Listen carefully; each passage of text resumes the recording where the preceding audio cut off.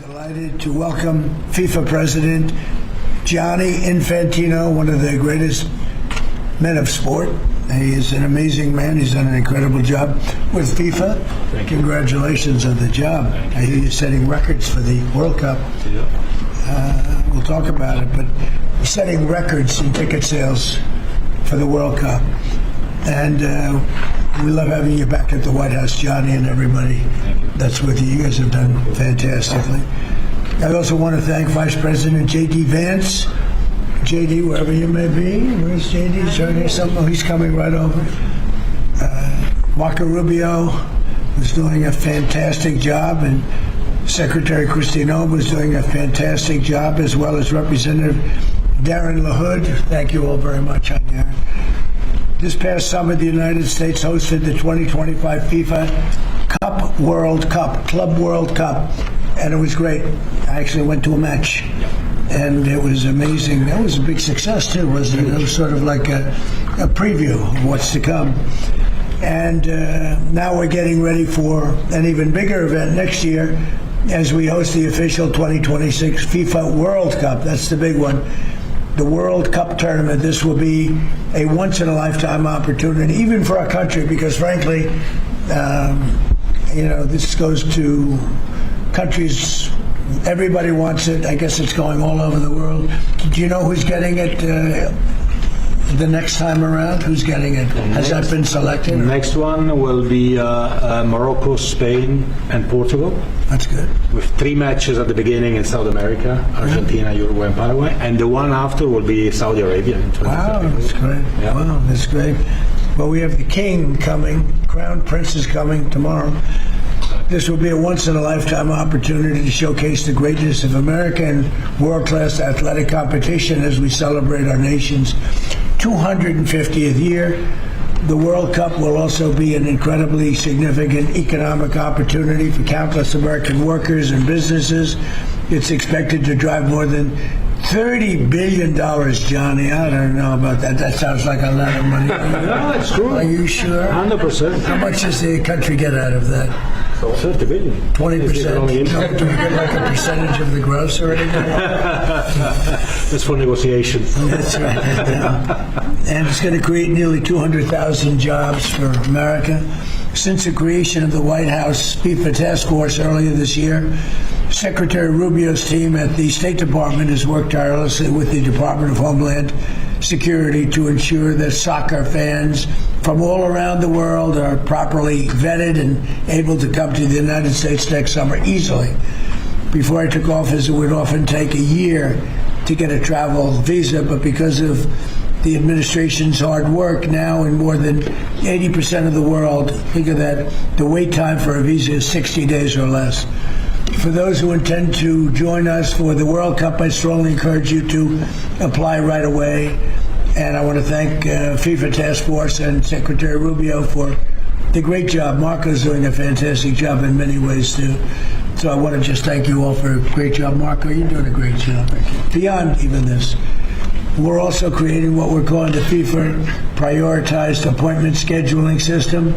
That's a hard one for most people to remember, but it's there nevertheless. And this will allow World Cup ticket holders with long wait times to opt with FIFA for a prioritized interview.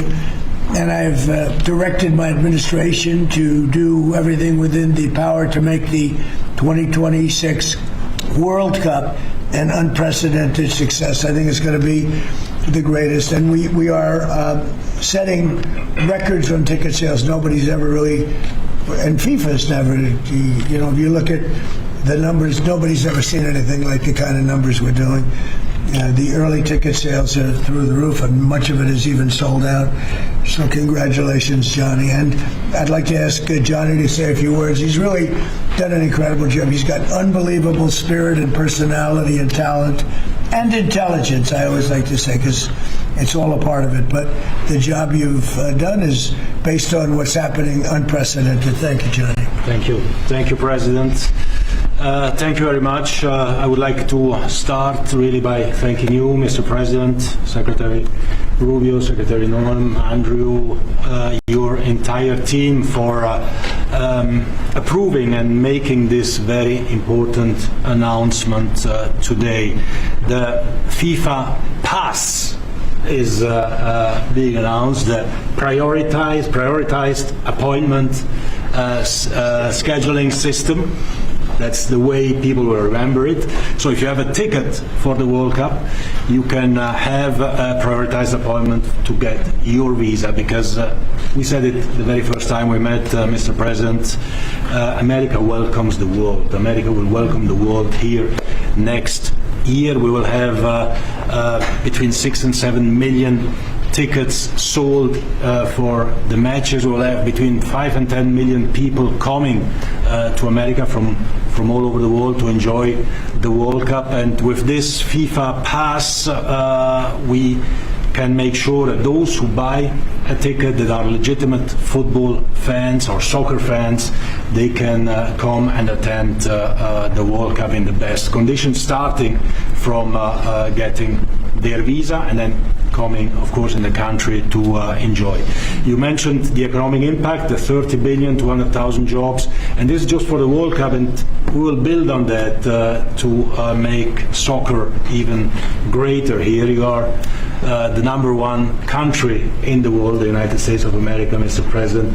You have to be the #1 country as well in the #1 sport in the world. So we have to work for that, and we will do that, and the World Cup will be very, very significant in this respect. So big thank you to you, to the White House Task Force, to everyone involved, and we are celebrating next year not just the 250 years, but also the greatest and most inclusive World Cup ever.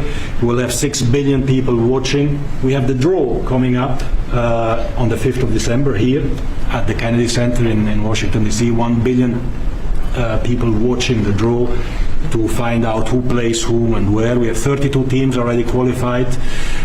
Before or by tomorrow night, we'll have 42 out of 48 qualified. So a quarter of the world will be here, and we are looking very much forward. So thanks for the support, thanks for the great work, and always happy to be here at home, if I can say that. You are. We are. There's your beautiful trophy right there. Yeah. You are. And a big part of it, too. Marco, would you say a few words? Yeah, thank you, Mr. President. First of all, for getting the games, because this happened in your first term when the Cup came here, and it's a major undertaking. So we've deployed over 400 additional consular officers around the world to deal with that, in some cases doubling the size of the consular presence in our embassies in certain countries.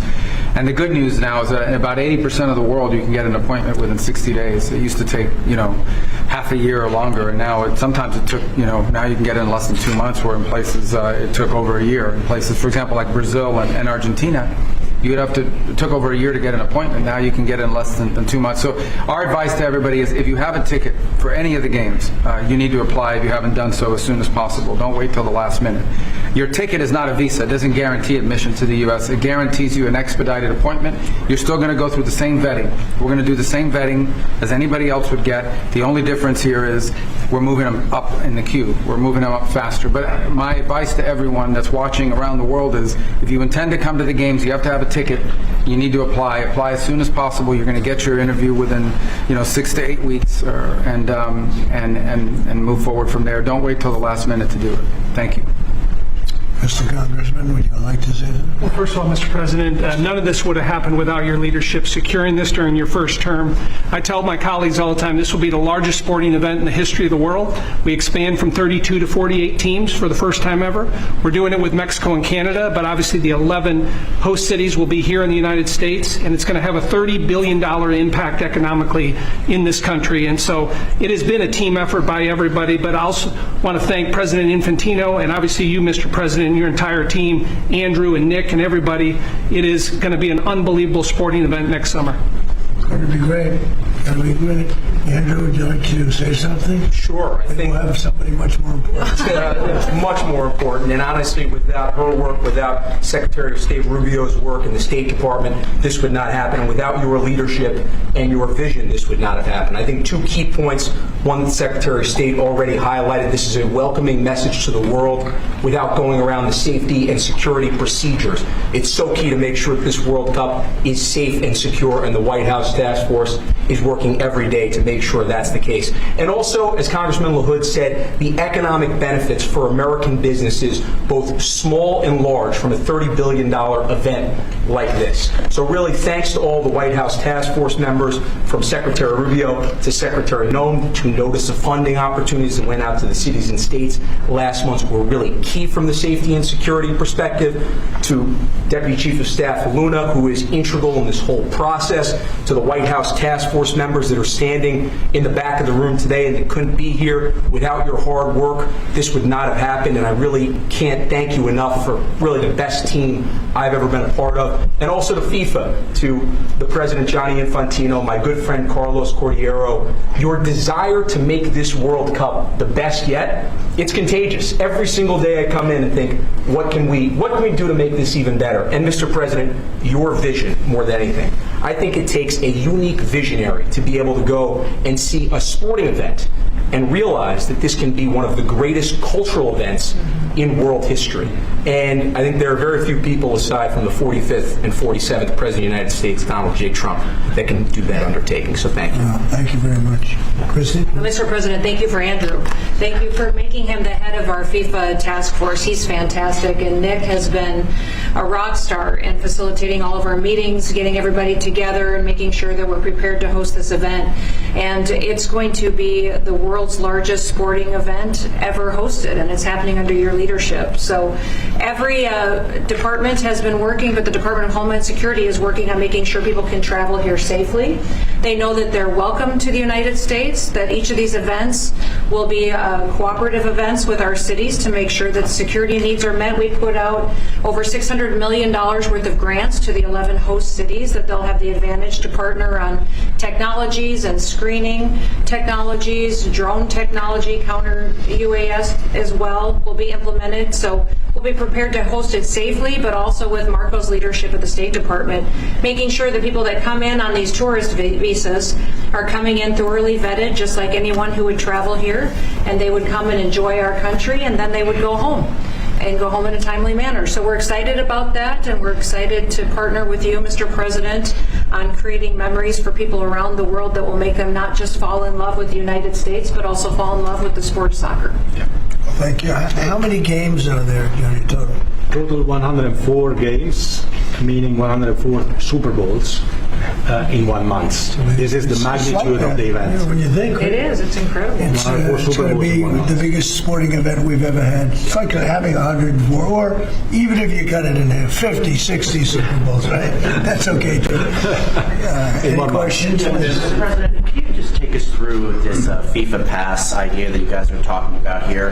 How exactly is it going to work for ticket holders to this big event that the United States is hosting? I'll let my guys do that because they can do it much better. And either one of you two, Nick, would you like to talk about it? Sure. Well, Mr. President, without your leadership, this would not happen. And we came in 10 months. We have a system that's going to welcome the world. The greatest host in the history of the world is going to host the world here. Basically, this system allows folks with a FIFA ticket purchased through FIFA to go through the FIFA portal that is then going to get prioritized with the State Department, so that those appointments are going to be had before existing appointments, so that people, when they buy tickets, they have confidence that they're going to be able to come to the games and spend their money and travel this country and do all the things that they want to do and enjoy the game. So it's an incredible vision that the President executed here. Within 10 months, we started with really not that much. And so this whole team here, with the President's guidance, has made this possible. It's going to be the greatest games in the history of the world. Okay, do you have that?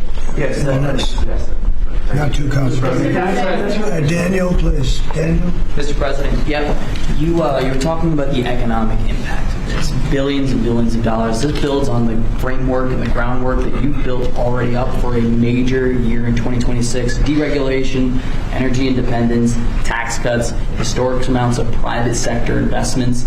What do you envision for the 2026 economy when this event comes to town next year, too, on top of everything else? Yeah, it's just a huge economic boon to this. We had a little shutdown that was caused by the Democrats, and this will make up for it many times over, so that's good. But I think it's the importance of the event all over the world. The world is watching, and it really is. It's like having, many Super Bowls, actually. Each game is almost a Super Bowl. Some of them are, I guess you could say, bigger than Super Bowls. I guess when you get to the finals, it's of that level or more. Much more. Worldwide, I think it's got to be more. So that's great. When Johnny and I made the deal, I never thought I was going to be president because I was supposed to be retired by that time. And I got a little lucky. So I'm very honored to have it. And we have the Olympics coming too. That'll be great. And the 250 is going to be right out on the lawn. You're going to have a UFC event with Dana White and his people. He's going to have the greatest card they've ever assembled. I was talking to Dana White the other day, and they're going to have the greatest card they've ever assembled, Johnny. So you'll be sitting up there with me, Darren. We'll be watching it right opposite the front door of the White House. It's going to be on June 14th.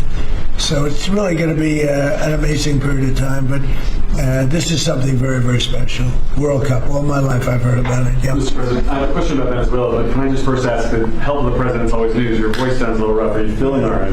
I feel great. I was shouting at people because they were stupid about something having to do with trade in a country, and I straightened it out. But I blew my stack at these people. Well, it sounds like there's a follow-up there, but can I ask you about Venezuela? You suggested... Sounds like there's a what? It sounds like there's a follow-up there, but can I ask you about Venezuela? You said there was a polyp. And I said, I don't want to hear that.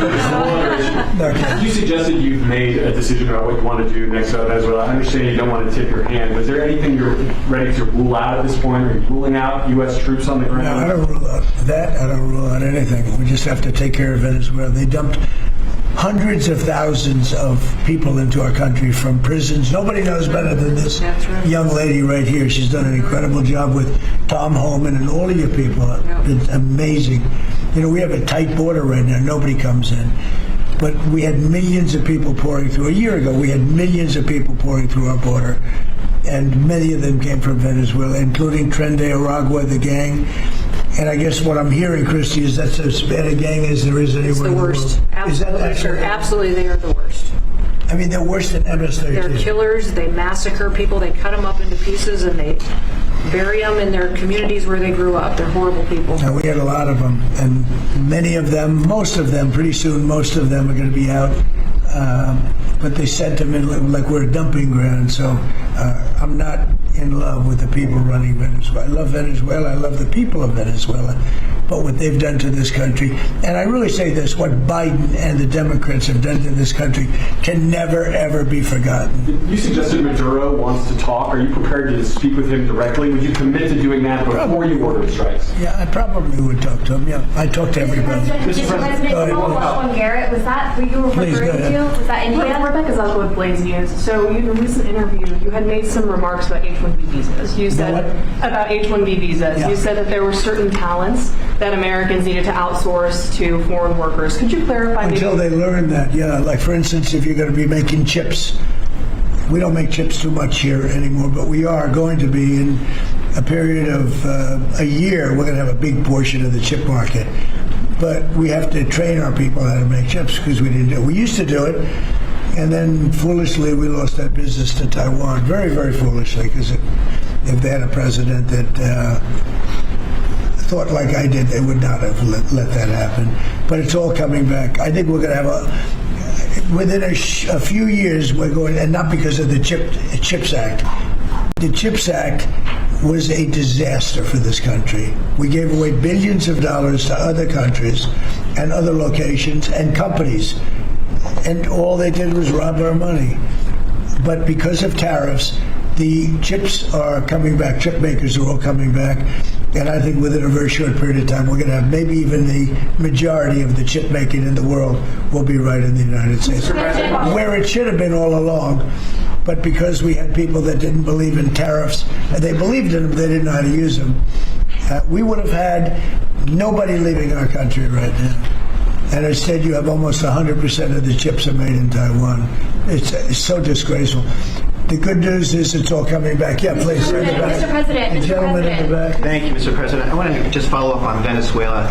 In these talks with Maduro, is there anything that he could say or do that would allow you to feel like he could stay with your support? Is there anything that he could say that you would be, okay, you can stay with your... It's hard to say that. The question's a little bit tricky. I don't think it was meant to be tricky. It's just that, look, he's done tremendous damage to our country, primarily because of drugs, but really because we have that problem with other countries too.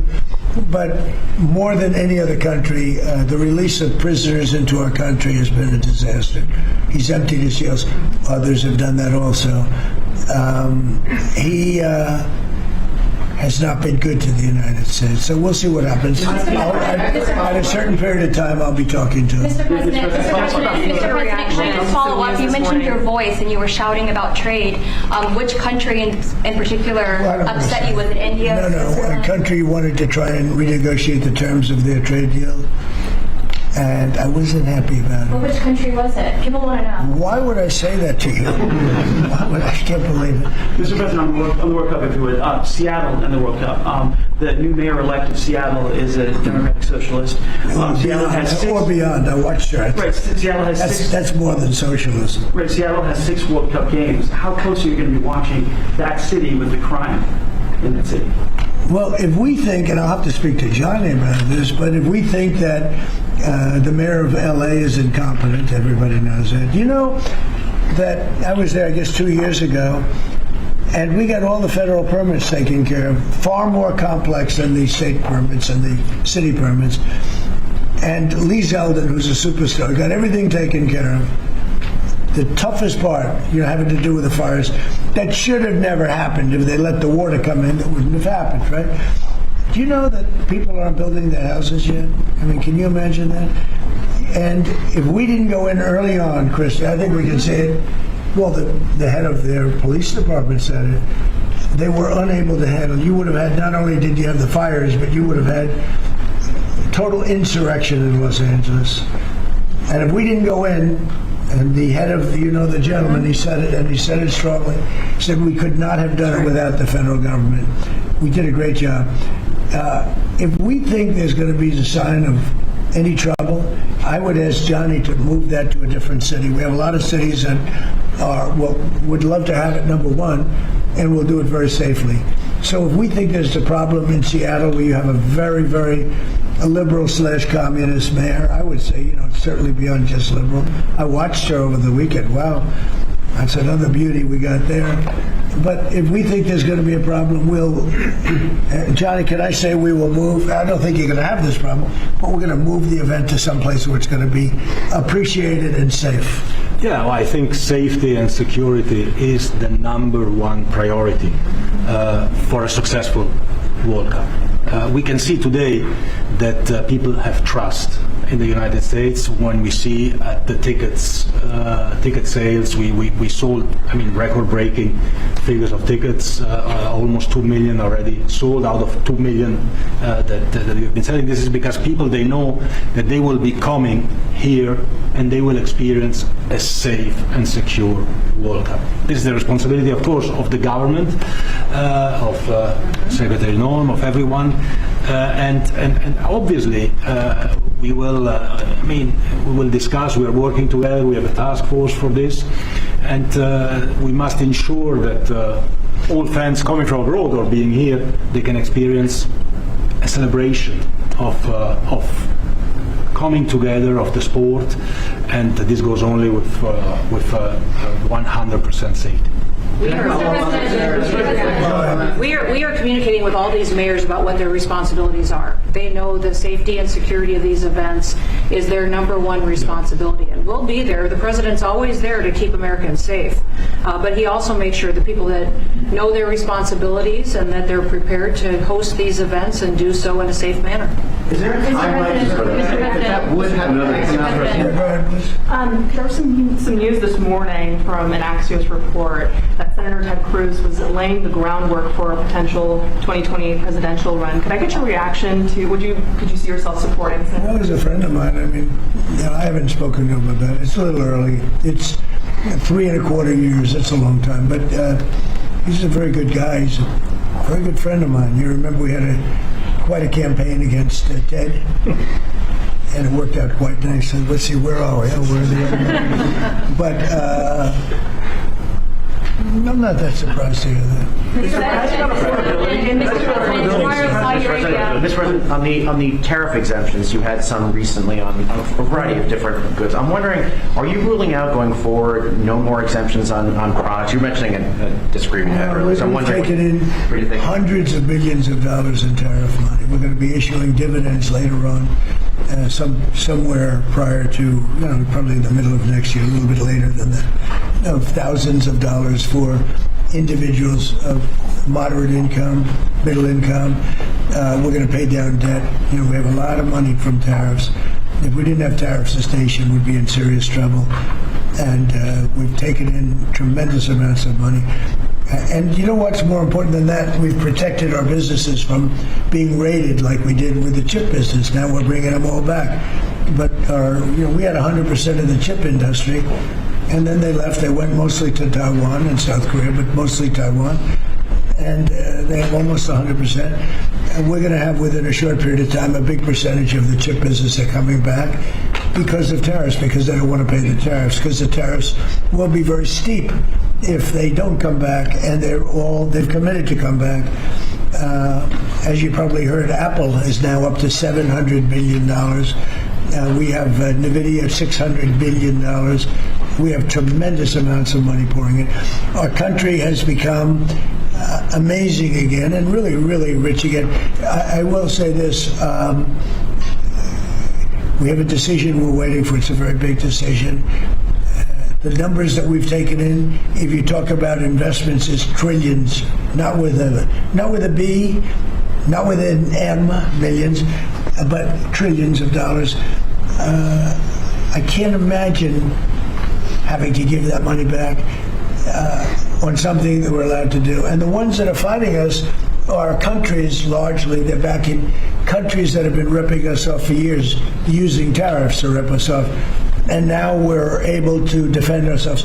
It really is a matter of national security, because economic security is national security.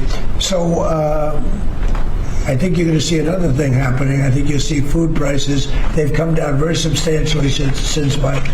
But I think you're going to see food prices coming down very substantially. Saudi Arabia, tomorrow you're hosting Saudi Arabia. Are you planning to sell F-35s to Saudi Arabia? And also, are you looking at doing a similar security agreement like you did with No, I am planning on doing that. Yeah. They want to buy. They've been a great ally. They've got to like us very much. Look at the Iran situation, what we did in terms of obliterating, we obliterated their nuclear capability. Yeah, I will say that we will be doing that. We'll be selling F-35s. Yeah. Mr. President, you clarified something you posted on Truth Social last night. You urged House Republicans to vote in favor of this Epstein release bill they're going to vote on tomorrow. I just want to be super clear on your position. Do you want to see that pass the Senate? Would you sign that bill if it gets to your desk? I do want to. Here's what I want. We have nothing to do with Epstein. The Democrats do. All of his friends were Democrats. You look at this Reid Hoffman, you look at Larry Summers, Bill Clinton, they went to his island all the time, and many others. They're all Democrats. All I want for people to recognize a great job that I've done on pricing, on affordability, because we brought prices way down, but they're going way lower, on energy, on ending 8 wars and another one coming pretty soon, I believe. We've done a great job. And I hate to see that deflect from the great job we've done. So I'm all for it. We've already given 50,000 pages. You do know that. Unfortunately, like with the Kennedy situation, with the Martin Luther King situation, not to put Jeffrey Epstein in the same category, but no matter what we give, it's never enough. With Kennedy, we gave everything and it wasn't enough. With Martin Luther King, we gave everything and it's never enough. We've already given, I believe the number is 50,000 pages. 50,000 pages. And it's just a Russia hoax as it pertains to the Republicans. Now, I believe that some of the people that we mentioned are being looked at very seriously for their relationship to Jeffrey Epstein, but they were with him all the time. I wasn't at all. And we'll see what happens. What I just don't want Epstein to do is detract from the great success of the Republican Party, including the fact that the Democrats are totally blamed for the shutdown. You know, they cost our country hundreds of billions of dollars with that, at a lot of inconvenience. So I'm for I don't. They can do whatever they want. We'll give them everything. Sure, I would. Let the Senate look at it. Let anybody look at it. But don't talk about it too much, because honestly, I don't want to take it away from us. It's really a Democrat problem. The Democrats were Epstein's friends, all of them. And it's a hoax. The whole thing is a hoax. And I don't want to take it away from really the greatness of what the Republican Party has accomplished over the last period of time. Yeah, the shutdown is now over.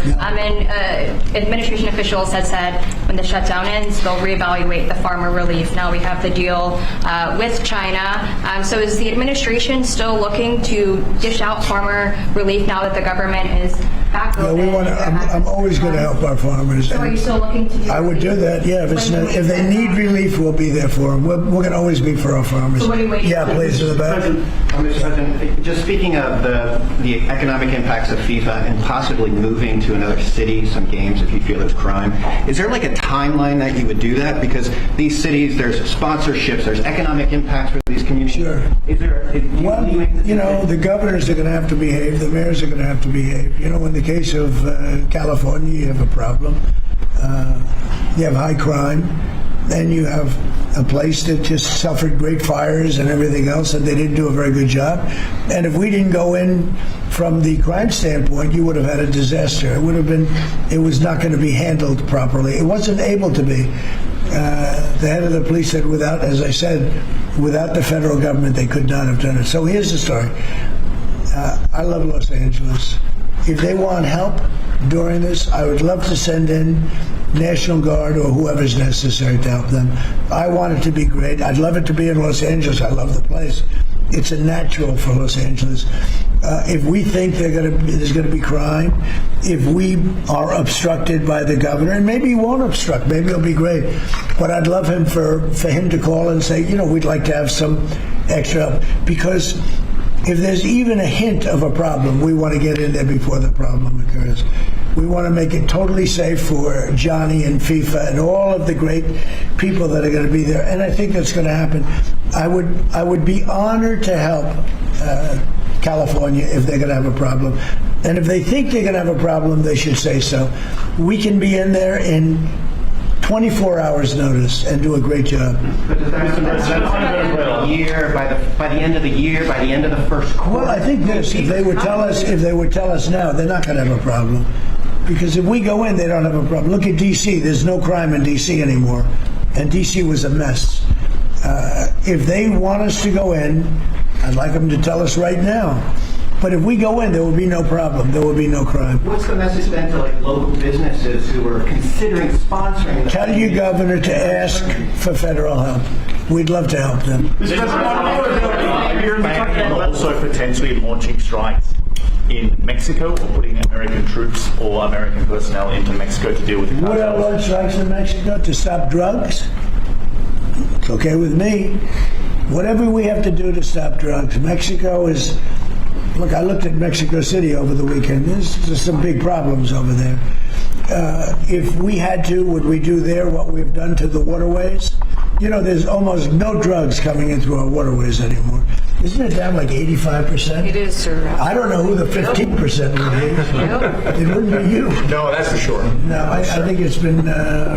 Tons and tons. You would say that's a big signal. Absolutely. We have almost no drugs coming into our country by the sea, by the waterways, and you know why? Okay, I mean it's pretty obvious. Would I do that on the land cars? I would absolutely. Look, every boat we knock out, we save 25,000 American lives. Not to mention the destruction of families. These families are decimated forever. The mother, the father, the children, they never recover really from it. When you lose somebody like the way they live, if you lose them, but the way they die is horrible. So when we knock out a boat and we save 25,000 lives, that's great. Now, do I feel the same way about the corridors that they use? We know every one of them. We have every one of those corridors under major surveillance. We have nobody coming in through our southern border. But we know exactly how they get their things here, how they get the drugs here. Fentanyl, cocaine. Colombia has cocaine factories where they make cocaine. Would I knock out those factories? I would be proud to do it personally. I didn't say I'm doing it, but I would be proud to do it because we're going to save millions of lives by doing it. Would you only do it with Mexico's permission, though? I wouldn't answer that question. I've been speaking to Mexico. They know how I stand. We're losing hundreds of thousands of people to drugs. So now we've stopped the waterways, but we know every route. We know every route. We know the addresses of every drug lord. We know their address. We know their front door. We know everything about every one of them. They're killing our people. That's like a war. Would I do it? I'd be proud to. I'd probably go into Congress and say, hey, and you know what? The Democrats and the Republicans would both agree, unless they're crazy. And they are a little crazy on the Democrat side. But we have lost hundreds of thousands of people a year, death. And that's not talking about family destruction, that's talking about death. And much of it comes through Mexico. So let me just put it this way. I am not happy with Mexico, okay? Thank you very much, everyone. Thank you, Press. Thank you, Press. Thank you. Thanks, guys. Thank you, guys.